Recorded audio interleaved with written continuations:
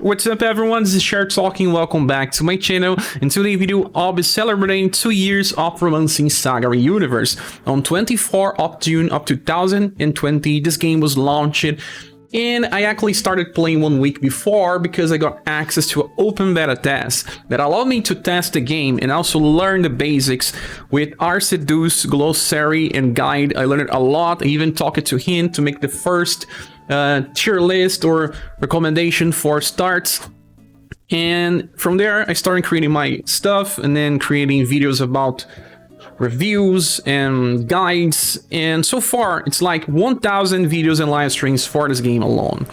But this has been an amazing ride, especially because of the community that has built around the game. In my own community too, the Discord, people that I talk every day, we discuss a lot of things, and this makes the game even better.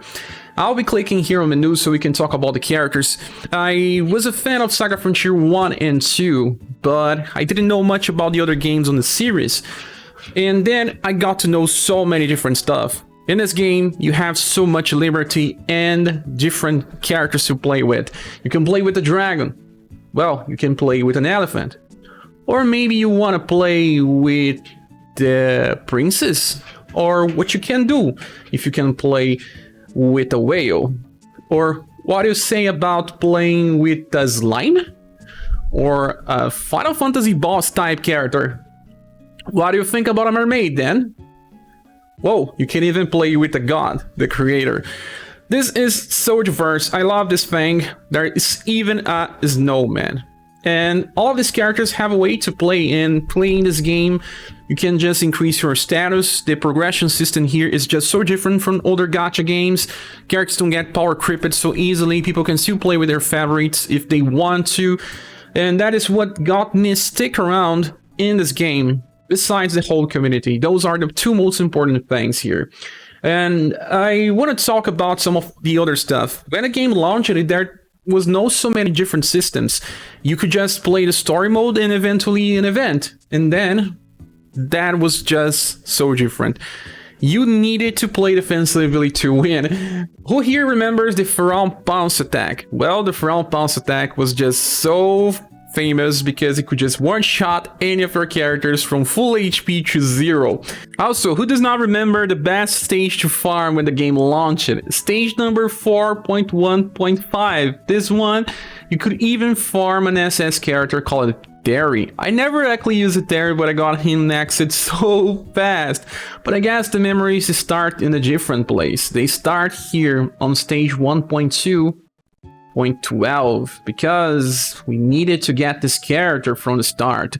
Remember, Rouge was just so important. Part of the strategy is to win. I guess the best ways to win when the game launched was to paralyze enemies and also to use Barry. Well, Barry. So just for fun, let's build a squad using the most popular characters from start. Well, the first one is one that I use it a lot on start. He is still useful, but with different styles. Original Albert, Legendary Knight. Because of parry, this attack here negates any type of damage for 1/3. You could use this 3 times in a row. It was one of the best ways to stay alive. After Albert, there is someone else that was the first healer, the first support unit, and worked for so long because we got it before JP. So she helped many people, and it could still be used today, just for a comparison. I guess the third character will be Rouge. We just talked about him. He can inherit a paralyze spell, and that was just so helpful. If you were just dying, trying to paralyze the enemy was one of the best resources ever. Then the next character, I guess, is Actor. I used Actor for so much time too, because it took me time to get a better slash attacker, and he's like the first one that can work. He's given out for free too on the tutorial.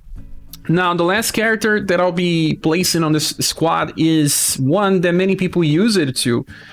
And they are still using her, but not this style anymore. Christmas Monica was in the first banners, and she stayed pretty useful for a lot of time too. We can even make a squad out of this. Let's go here, and we have so many formations now. We can even scroll to see it all. But on start, we only had up to, I think, Magical Shower and Divine Wall.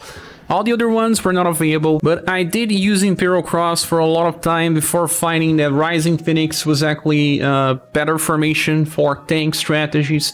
I also used it as Speculation and Rapid String before we start getting other formations from attack events and the like.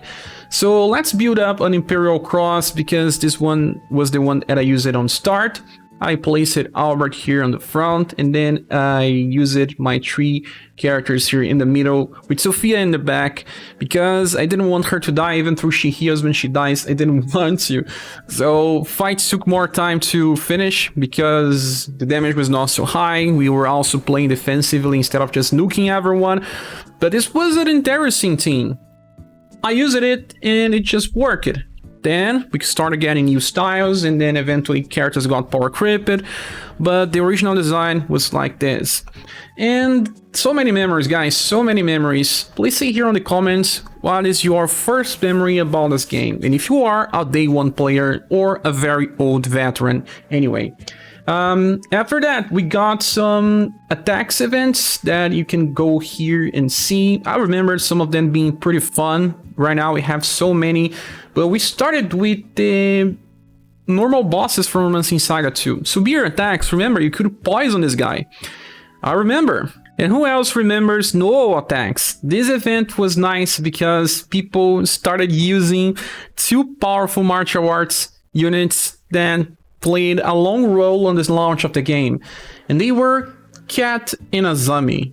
Cat came with her submission attack that can debuff STR, so that made a lot of fights easier.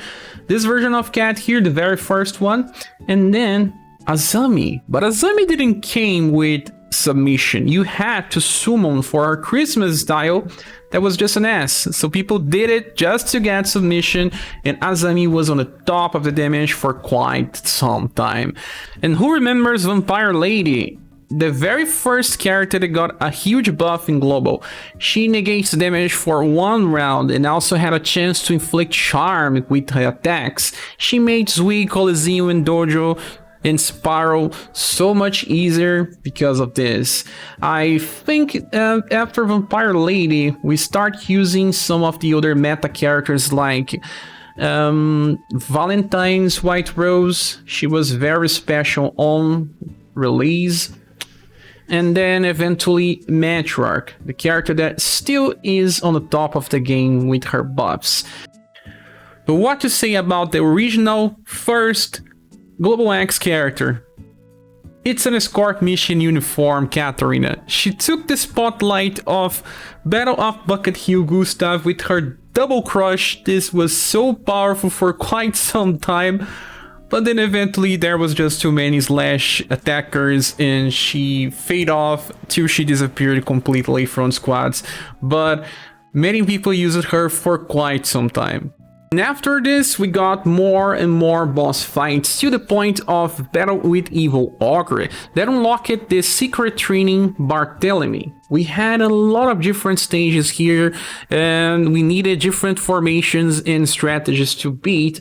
I still remember people not being able to defeat the Azura. He was pretty hard, took some time. Then there's just so many different attacks events now, just so many. To the point of Battle with Tukwai. We also got many different tower events. They are still here and around. There are Shine events that you can see some of the story of the Romancing SaGa 3.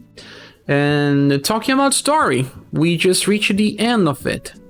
13.2 is the last part of Joe's storyline, kind of off closing a cycle of the Polka family.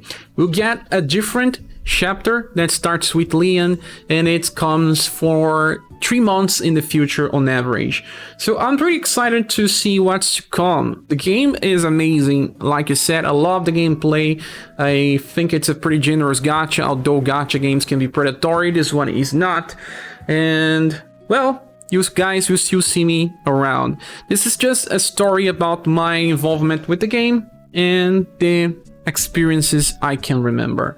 So, thanks so much for listening to this old man bragging around, and tell me here your memories of Romancing SaGa Universe. And do you still enjoy? Will you still be staying around? I will. I hope to see you soon in the next video. Bye.